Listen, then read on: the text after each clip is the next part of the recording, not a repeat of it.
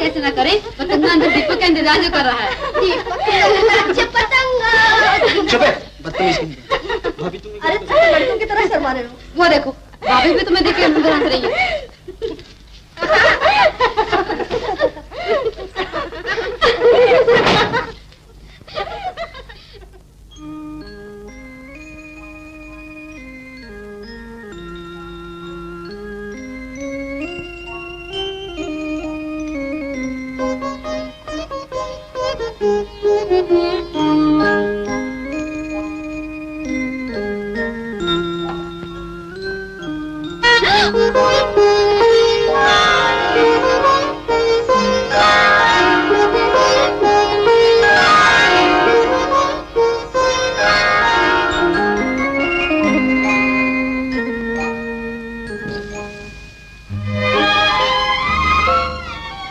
दुनिया वर्षों से चांद तक पहुंचने की कोशिश कर रही है, मगर आज तक कोई नहीं पहुंचा। लेकिन वाह रे दीपक, तू तो बगैर रॉकेट के ही चांद तक पहुंच गया। लाजवंती, लाजवंती, कुछ तो बोलो।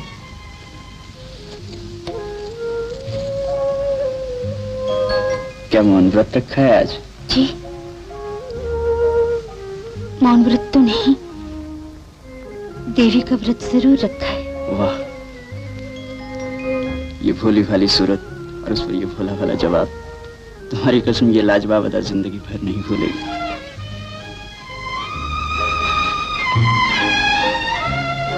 लो व्रत खोल डालो, लो ना। आप भी खाइए ना। कोई अपने हाथ से खिलाए तो जरूर खाऊंगा।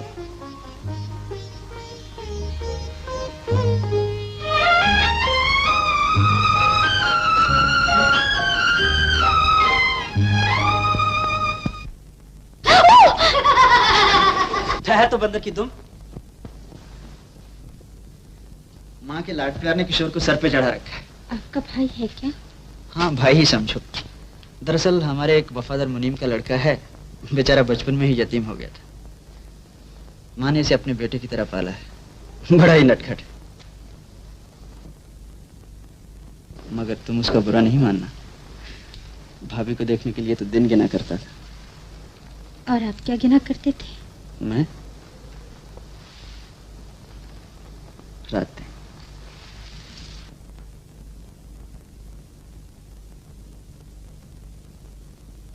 हमसे तो दामन छुड़ा लिया, मगर अपनी सौतन से पीछे ना छुड़ा सकूंगा। सौतन? हाँ लाजो, अब तुमसे क्या पर्दा, मेरी पहले भी शादी हो चुकी है। जी? हाँ, हालांकि ना वो बोल सकती है ना सुन सकती है, फिर भी ना जाने उसकी किस अदा ने मुझे लूट लिया। कभी कभी तो सारी सारी रात कट जाती है उसे देखते, और फिर सुबह जब आंख खुलती है तो उसका सर अक्सर अपने सीने पे पाता। आओ मैं तुम्हें से मिलवाऊं। इसमें घबराने की क्या बात है, आओ मैं उसे मिलवाता हूं।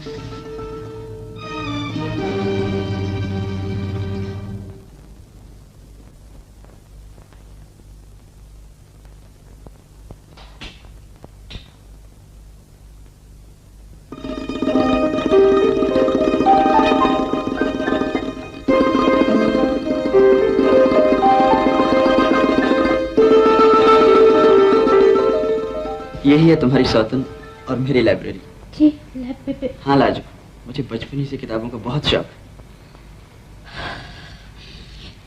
इतनी खतरनाक दिल लगी, मैं तो घबरा ही गई थी। अब घबराने की कोई जरूरत नहीं, मुझे यकीन है कि तुम दोनों जिंदगी भर साथ रह सकोगी, क्योंकि मैं इसे भी चाहता हूँ और तुम्हें भी।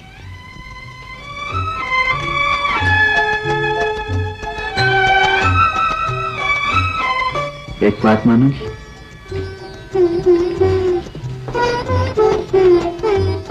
आज हमारे मिलन की पहली रात है। इतना ही अच्छा हो कि तुम अपनी मधुर आवाज में महाकवि बिहारी की वो कविता सुनाओ जो अपने श्रृंगार रस, प्रेम और सुंदरता के कारण सुनने वालों का मन मोह लेती है। मगर इसमें शर्माने की क्या बात है? उठा लो वो किताब और छेड़ दो ऐसा नगमा जिसको सुनकर तुम्हारा दीपक, ये रात, बल्कि सारी कायनात झूम उठे। जी। सामने रखिए, जाओ उठा लो। जाओ ना।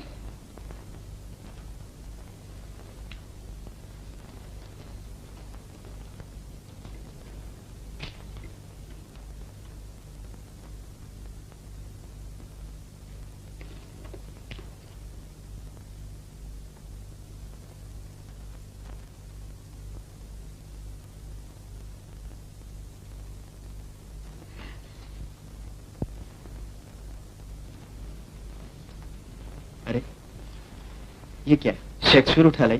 जी बात ये है कि क्या बात है? जी बात ये है कि मैं आपकी बातें समझी नहीं। क्या मतलब? जी मुझे मेरे भैया ने लिखना पढ़ना नहीं सिखाया।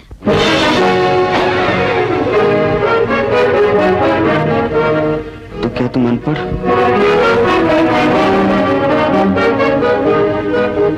बिल्कुल अनपढ़? ओ,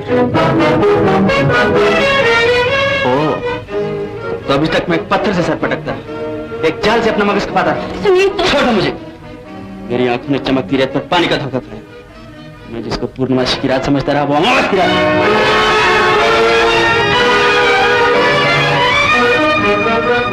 इसी दिन के लिए तो हम दिन गिन रहे थे दीपक के पिता। बहू ने सोने चांदी से घर भर दिया है। और आपने सोने चांदी के बदले अपने बेटे को बेच डाला, उसकी हर खुशी को बेच डाला, उसके सब सपनों पे पानी फेर दिया। ये तुम क्या कह रहे हो? मैं ये सोच भी नहीं सकता था कि आप दौलत के लालच में अंधे होकर अपने बेटे के पल्ले गंवार और अनपढ़ लड़की बांध देंगे। आपने मुझे धोखा दिया है दीपक। आपने दीपक की जिंदगी में हमेशा के लिए अंधेरा कर दिया। माँ, अब अपनी बहू को उठाकर भी इसी शोकेस में रख लो। मुझे इसकी सूरत से नफरत है।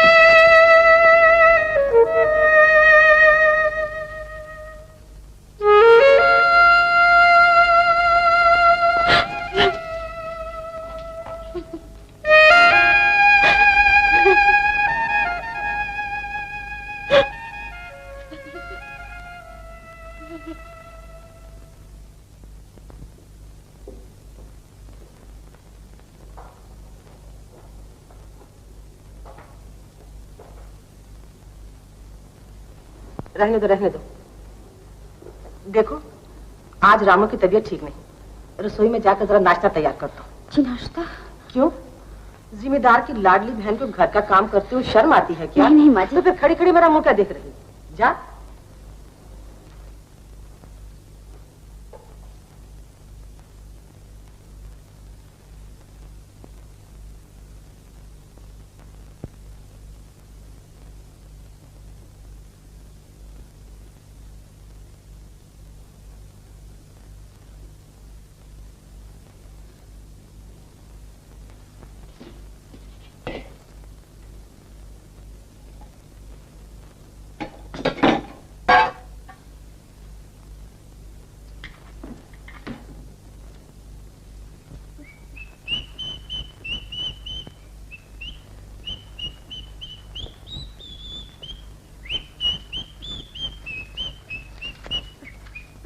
किशोर, बंद करो ये सीटी।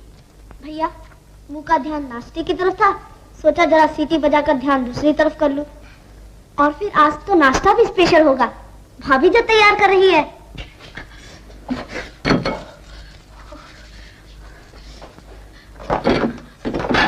बहू जल्दी करो, दीपक के कॉलेज का वक्त हो गया है। और मेरे स्कूल का वक्त हो गया। किशोर, तुम ही जाकर देखो ना नाश्ते में कितनी देर। अच्छा भैया। नाश्ता तैयार हो गया भाभी? तो ये है नाश्ता। अभी खिलाता हूँ भैया को। किशोर, किशोर। वाह, भाभी ने सचमुच ऐसा नाश्ता तैयार किया कि देखते ही तबीयत साफ हो जाएगी। क्यों, है ना हिंदुस्तान का नक्शा? और ये रहा आमलेट। खुशबू से ही भर गया पेट। हाय राम, ये क्या है? आमलेट। फूट गई हमारी किस्मत। कैसी पत्थर जैसी बहू पल्ले पड़ गई है। पत्थर जैसी नहीं माँ, गुणवती कहो, गुणवती। तो यहाँ क्यों लाया? जा मार उसके मुंह पर। ना ना माँ, इसमें उस बेचारी का क्या दोष? वो तो साक्षात लक्ष्मी है ना, और लक्ष्मी का काम है घर में दौलत लाना, ना कि तुम्हारे लिए नाश्ता बनाना। तुम कहाँ चला? घर में तेरे लिए नाश्ता बनाकर लाती हूँ। नाश्ते के लिए बाजार में होटल बहुत है।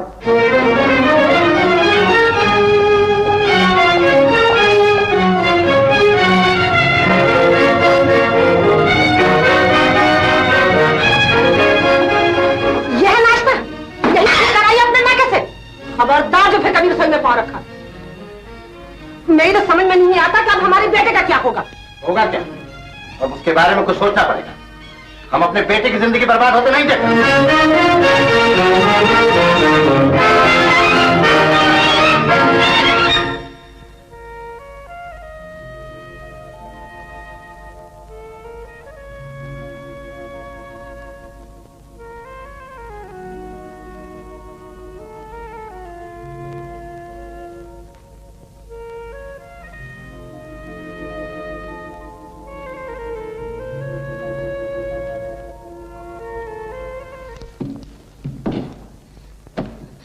छोड़ दो मुझे। मैं मानती हूँ कि मैं आपके लायक नहीं, मगर मैं विनती करती हूँ कि आप कम से कम मुझे अपनी दासी बनाकर ही सेवा करने दीजिए। मुझे न सेवा की जरूरत है न तुम जैसी दासी।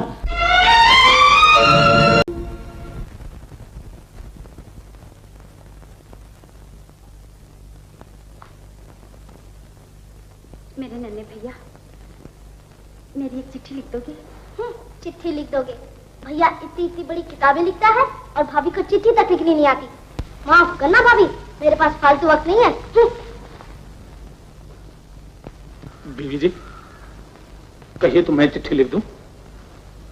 रामा, तुम कितने अच्छे हो। किसे लिखनी है चिट्ठी? गांव में अपने भैया को लिखो।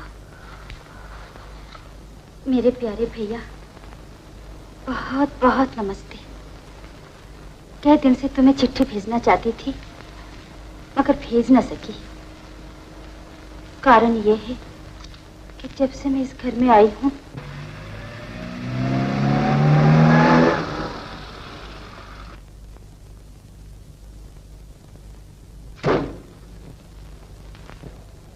चिट्ठी का उत्तर जल्दी देना।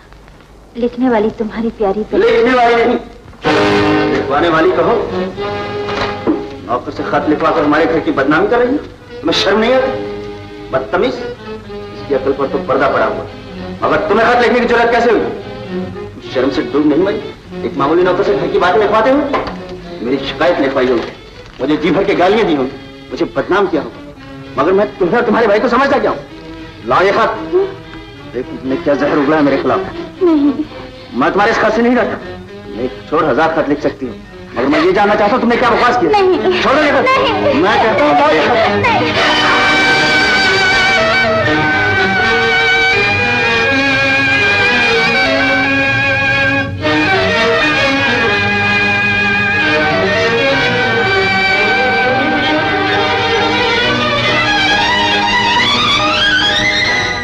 मेरे प्यारे भैया, बहुत बहुत नमस्ते। मैं कई दिनों से तुम्हें चिट्ठी लिखना चाहती थी मगर न लिख सकी। कारण ये कि मैं जब से इस घर में आई हूँ मुझे फुर्सत ही नहीं मिली। कभी सास लाड़चाव करती है तो कभी नन्हा सा देवर अपनी मीठी मीठी बातों में लगा लेता है। और वो उनकी तो बात ही न पूछिए, मेरा इतना ख्याल रखते हैं कि अपने दूसरे काम भी भूल जाते हैं। सच पूछो भैया, उनके सलूक ने मेरे मैके को भी भुला दिया है। वो इतने अच्छे हैं कि मैं अपने आप को उनके लायक नहीं समझती। उनके प्यार ने सचमुच इस घर को मेरे लिए स्वर्ग बना दिया है।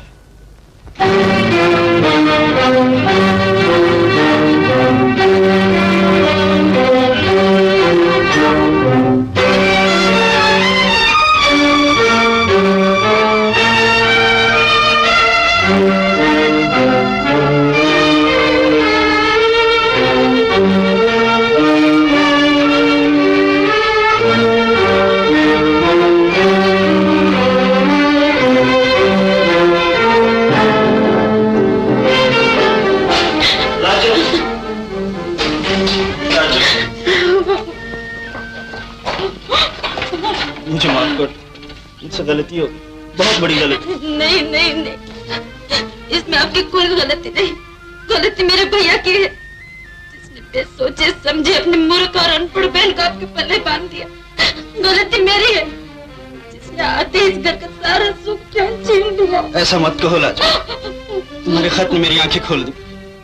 मेरी इतनी बदसलूकी पर भी तुमने भैया को मेरी तारीफ लिखवा कर साबित कर दिया कि तुम एक देवी हो, साक्षात देवी। नहीं नहीं नहीं, मगर फिर भी मैं अपने आप को अपने देवता के लायक नहीं समझता। नहीं लाजो, तुम तो इस लायक हो कि देवता भी तुम्हारी पूजा करे। अगर तुम्हारे भाई के लाड प्यार और दौलत के गुरूर ने तुम्हें पढ़ने नहीं दिया तो इसमें तुम्हारा क्या दोष? विद्या इंसान का कीमती जेवर है, मगर इंसानियत का जो जेवर तुम्हारे पास है लाजो, इसकी कोई कीमत नहीं, ये अनमोल है। मुझे माफ कर दो लाजो, बस एक बार कह दो कि तुमने मुझे माफ कर दिया। नहीं नहीं, ऐसा कहकर मुझे पाप का भागी मत बनाइए। माफी तो मुझे नहीं मांगनी चाहिए। पाप तो मुझसे हुआ, जिसने तुम्हारे कोमल मन को दुखाया, मगर अब मैं इस पाप का प्रायश्चित करूंगा। तुम्हें खुद पढ़ाऊंगा, लिखाऊंगा, तुम्हारी तमाम खामियां दूर करके तुम्हें इस काबिल बनाऊंगा कि लोग एक दिन तुम्हारे दीपक की तकदीर पर नाज करेंगे। राजू, एक बार मुस्कुरा दो, बस एक बार, जिससे तुम्हारे दीपक की दुनिया मुस्कुरा उठे। राजू, एक बार मेरे लिए, अपने दीपक के लिए। हाँ राजू।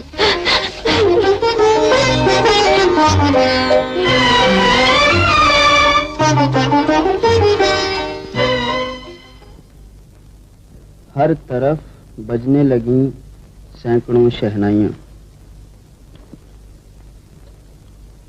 लिख लिया? जी मास्टर जी।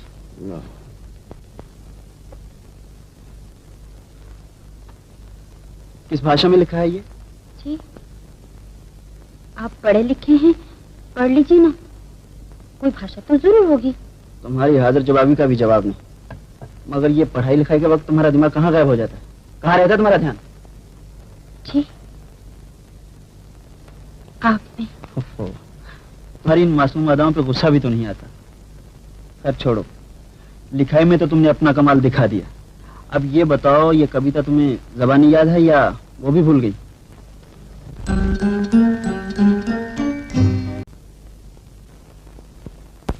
क्यों मास्टर जी, ठीक सुनाई ना मैंने कविता? ठीक सुनाई ना मैंने कविता? जिन होंठों से ये नगमा निकला है,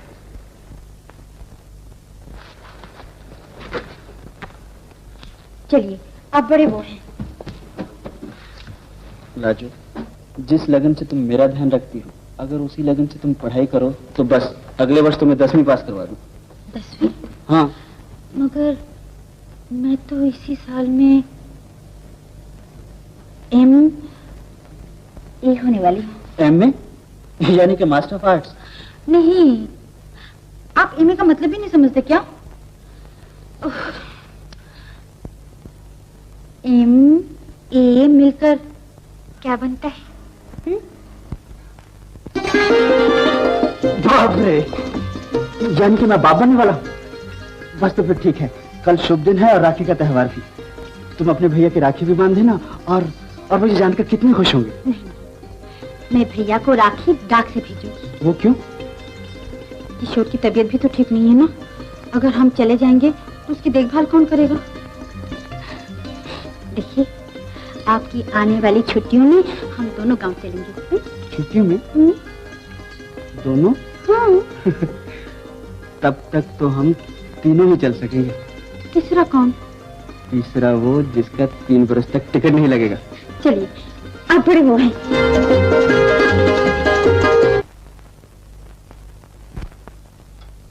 कल मेरा कोई टेलीफोन आया था? नहीं तो। क्या बहू?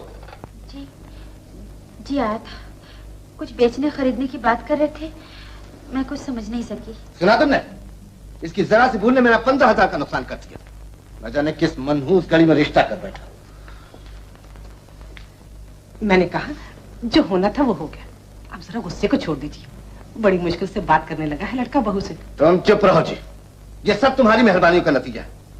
न तो मुझे दहेज का लालच दिलाती, न दिन देखना नसीब होता।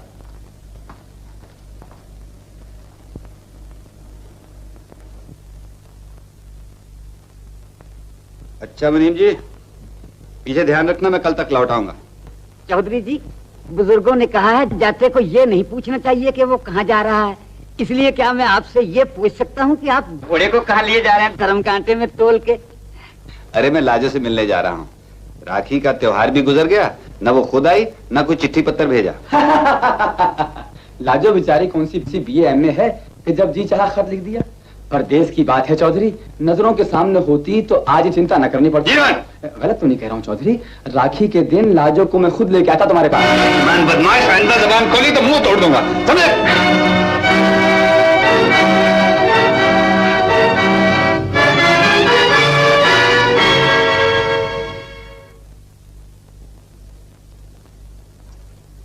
देखो, मैं मंदिर जा रही हूँ, किशोर का ध्यान रखना।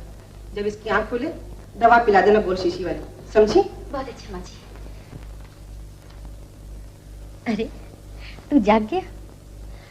अब कैसी तबीयत है मेरे भैया की? जगह क्यों दिया मुझे? तुम्हारी दवा पीने का वक्त भी तो हो गया है। मैं नहीं पीऊंगा दवा, बहुत कड़वी है। दवा नहीं पियोगे तो ठीक कैसे होगे? मैं अभी लाती हूँ।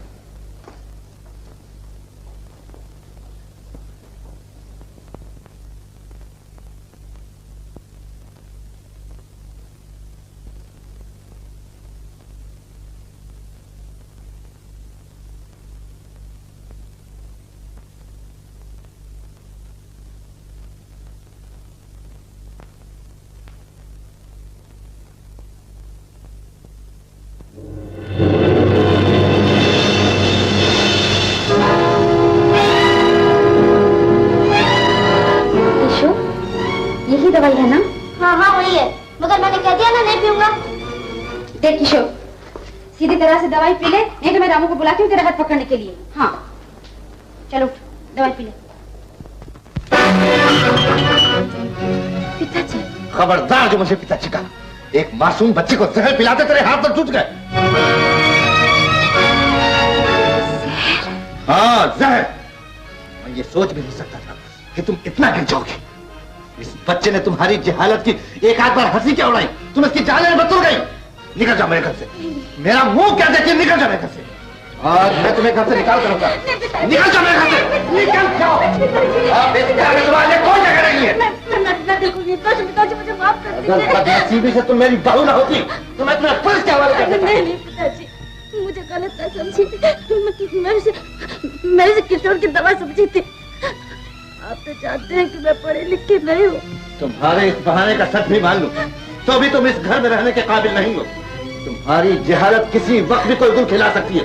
जाओ, दूर हो जाओ मेरी आंखों के सामने और जाओ अपने की गवाह क्या इन भाई के पास।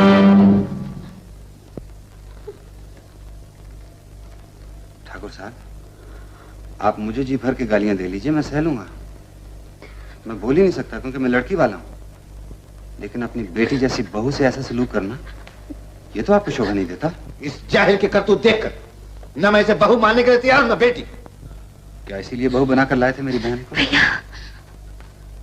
क्या इसी दिन के लिए गले मिले थे मुझसे? वही तो हमारी बदनसीबी का पहला दिन था जिसके लिए हम अब तक रो रहे हैं। ठाकुर साहब, मैं तुम्हें एक शरीफ आदमी समझता था, मुझे नहीं मालूम था कि दौलत के पर्दे में तुम अपनी बहन का औगुन छिपाकर मैं धोखा दूंगा। ठाकुर साहब, मुंह संभाल के बात कीजिए, आप हद से गुजरते जा रहे हैं।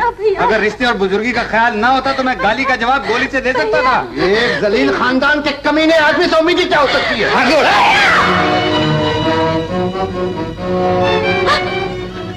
तुम कौन होते हो हमारे बीच में आने वाले? तुम्हें क्या अधिकार है हमारे घर की बातों में दखल देने का? चले जाओ यहाँ से, फिर कभी इस घर में मत आना। मैं यहाँ सुखी हूँ, बहुत सुखी हूँ। वो तो देख ही रहा हूं लाजो। माफ कीजिए ठाकुर साहब, कसूर ना आपका है न लाजो का, कसूर मेरा है। इसने अपने जिगर के टुकड़े को बेदर्दों के हवाले किया। बकवास बंद करो, निकलो यहाँ से।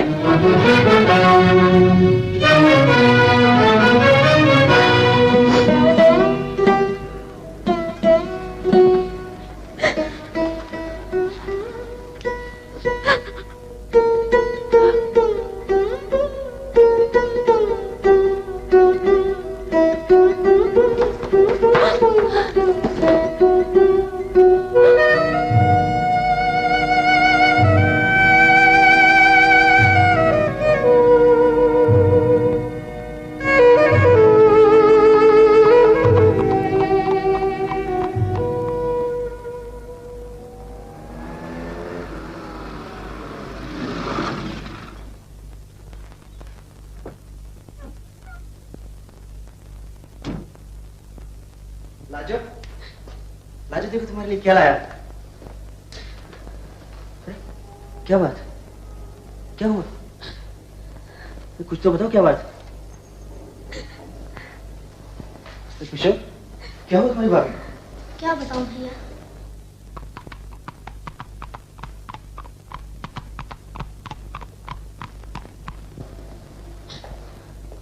ये पिताजी ने बहुत बुरा किया। समझ में नहीं आता उनको क्या हो गया। मगर तुम घबराओ नहीं लाजो, मैं अभी तुम्हारे भाई को लेकर आता हूं। भाई को लाने के बदले बेहतर है बहन को भाई के पास पहुंचा दो। पिताजी सुनी नहीं इसकी करतूत? आपकी भी सुन चुका हूं। मेरी समझ में नहीं आता कि लाजो की तमाम खामियों के बावजूद जब मैं उसे अपनाने के लिए तैयार हूं, आप इस गरीब के पीछे हाथ धोकर क्यों पड़े? गलती पहले भी आपकी थी और अब भी आपकी। दीपक! इस गरीब का इसके सिवा कोई कसूर नहीं कि ये अनपढ़, मगर आपने इस मासूम पर झूठा दोष लगाने के साथ इसके और इसके भाई की बेइज्जती करके मेरा ही नहीं बल्कि अपने सारे खानदान का सर शर्म से झुका। बदतमीज! कान खोल कर सुन लो, अगर उस जंगली को घर में लाए तो मुझसे बुरा कोई नहीं होगा। मैं तुम्हें घर से निकाल दूंगा। मेरी दौलत में से तुमको एक कौड़ी भी नहीं मिलेगी। दौलत? दुनिया औलाद को सबसे बड़ी दौलत समझती है पिताजी, मगर अफसोस आप दौलत को औलाद समझ रहे हैं। रखिए संभाल कर इसे। मुबारक हो आपको ये दौलत।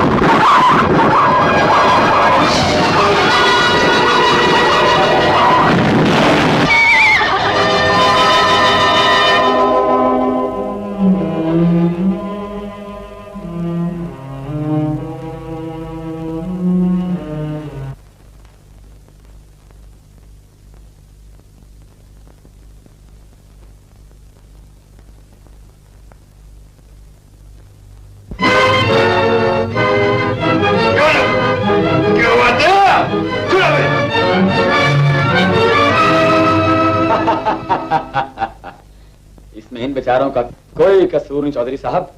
कसूर आपके इस खादिम का है जिसके अरमानों का खून आप और सिर्फ आपकी गर्दन पर है, जिसकी इज्जत का मजाक उड़ाने में आपने कोई कसर नहीं उठा रखी। अब आप ही बताइए, आपके इन एहसानों का बदला कैसे चुकाया जाए? क्या इरादा है तुम्हारा? इरादा?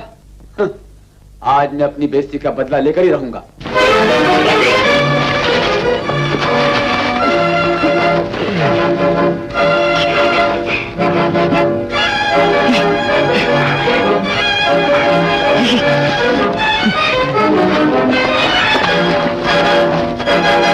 नादान न बनो जीवन, होश में आओ। अगर अपने खानदान का नाम रोशन नहीं कर सकते तो कम से कम उसके माथे पर कलंक का टीका न लगाओ। चले यहां से, चले जाओ।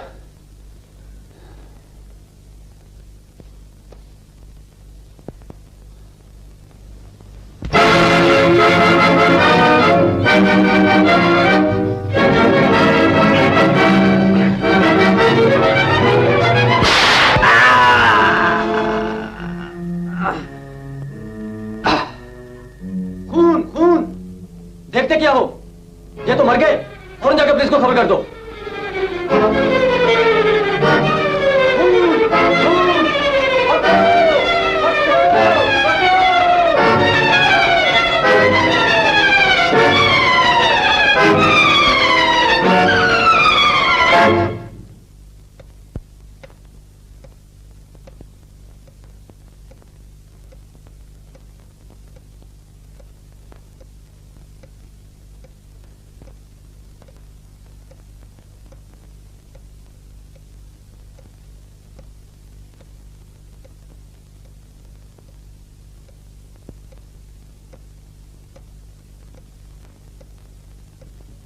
नर्स,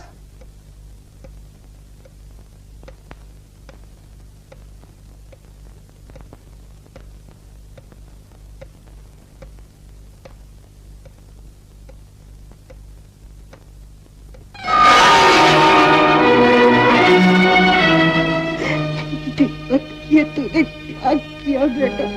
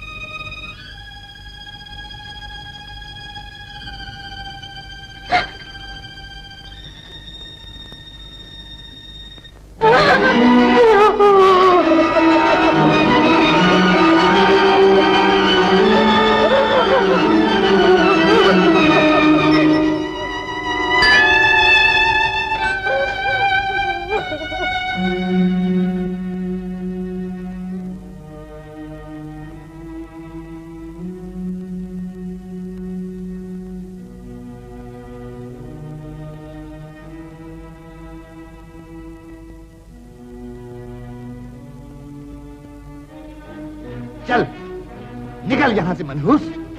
हमें बर्बाद करके अब हमारी बर्बादी का तमाशा देखने के लिए यहाँ बैठी है। कलमुई जायन, मेरे जवान बच्चे को खाकर भी तेरा कलेजा ठंडा नहीं हुआ। उसका खून पी कर भी तेरी प्यास नहीं बुझी। तू औरत नहीं, डायन है, डायन। इसने खुद अपने ही पति को खा लिया। चल निकल यहाँ से, दूर हो जा मेरी नजरों से, दूर हो जा। अब इस घर में तेरे लिए कोई जगह नहीं।